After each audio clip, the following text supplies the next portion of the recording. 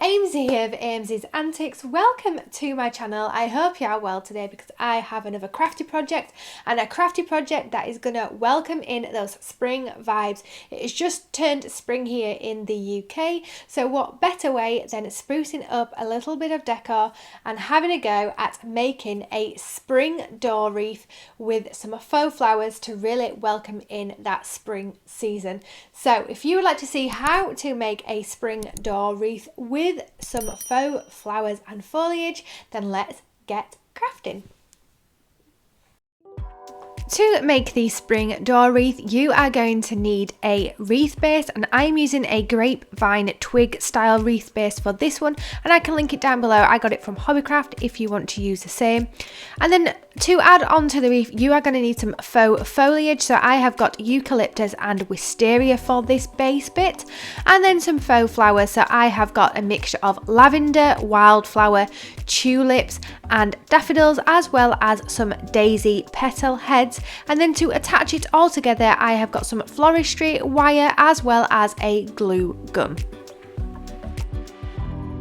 So starting with the base of the wreath is just to start building up a little bit of greenery or the faux foliage for this. So I am starting with the eucalyptus and using some wire cutters that have probably seen better days, but they still got the job done, and just trimming down this garland to make the eucalyptus branches a little bit more thinner, because having them all bunched together just didn't sit right or look very well on the wreath base. So I'm just thinning this out to get individual pieces to start arranging on that wreath base.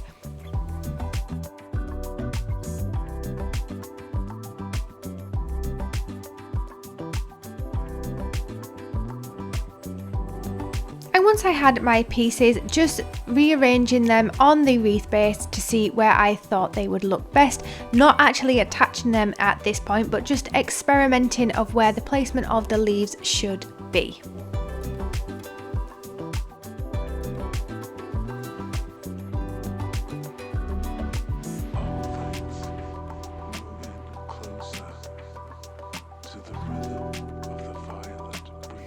And once I had enough eucalyptus, I then moved on to the wisteria garland. So this one has really nice trailing petals from it and just gives the wreath another bit of dimension by combining the two different coloured greens of the foliage. So again, chopping this down with the wire cutters and sort of placing these where I thought they would look best and thinning them out, etc, etc, playing around with where the placement should be. Again, not fully sealing them onto the wreath base at this point.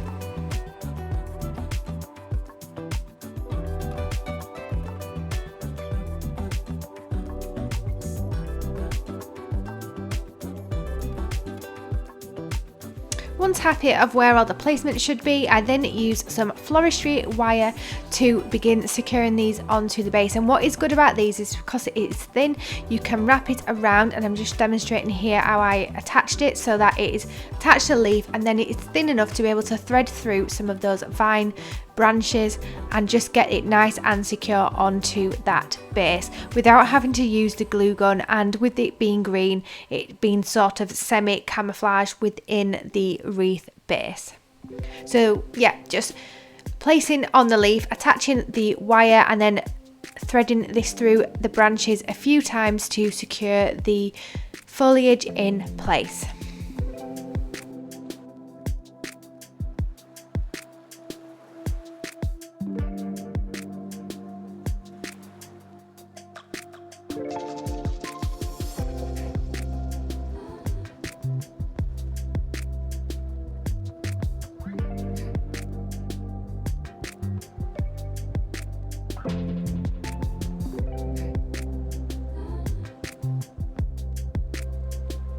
And that is the foliage base to the wreath complete. So then it's time to move on to adding on some beautiful spring flowers. So my flower of choice, first placing on some wildflower, I think it's called a spray when you buy these, so I can link it down below, the one that I purchased, because I got these ones on Amazon. I did a mixture of Hobbycraft and Amazon for the items used on this wreath. And then after adding on the wildflower, I wanted to add on a few of the faux tulips with that faux lavender, because that lemon colour of the tulips and lavender just seemed to go really well together. And sort of just putting these together a bit like a corsage, I reckon, using a few sprigs of the lavender and 2 tulips and securing them in place with some of that floristry wire again, so that they are all fully connected, and then just slotting these in where I thought they should go on to the bottom half of the wreath and fastening it on with some more of the floristry wire. I also repeated this so that there was a semi-matching one on the opposite side to the wreath, and it's at the bottom of the wreath to give it a little bit more definition.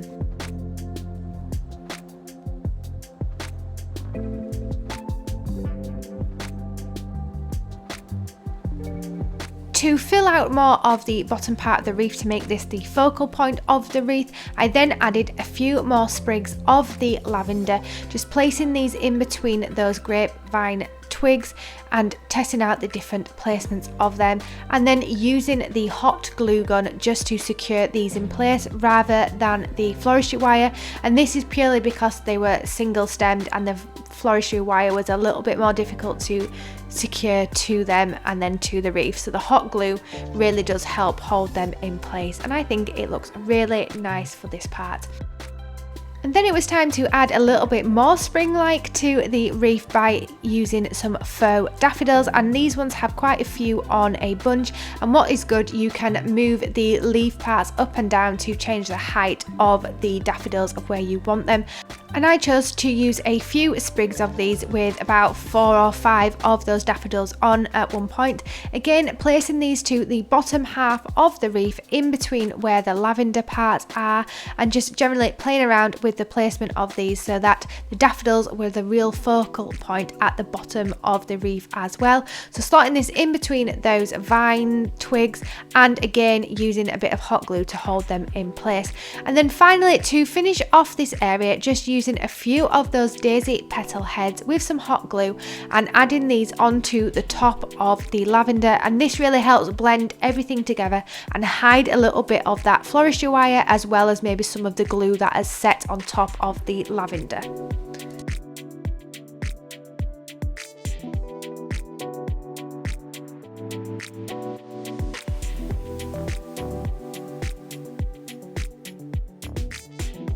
I also added a few more of the daisy heads on the upper part of the wreath, grouping these into 3 because odd numbers seem to sit and look better on designs rather than even numbers. So I used 5 on the bottom and then 2 3s on the top. And then to finish off the wreath, I have marked where the top of the wreath is, and then I'm just using some beautiful rose goldy pink satin ribbon and tying this into place. So tying a double knot and then leaving the end loose so that this can then be tied onto the door hanger or door knocker, which is what we are using for our wreath. And once this is in place, then the spring wreath is complete and ready to be hung up and displayed beautifully.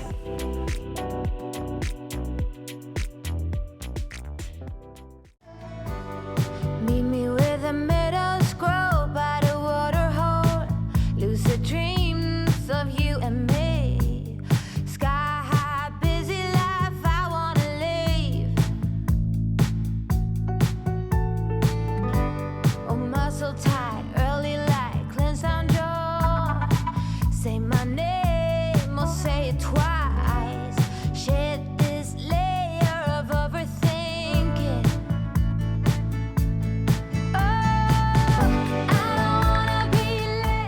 So they have how to make your own spring door wreath, perfect for welcoming in the new spring season and adding a little bit of pizzazz to your doors. Now this can be used both outside and inside on your doors.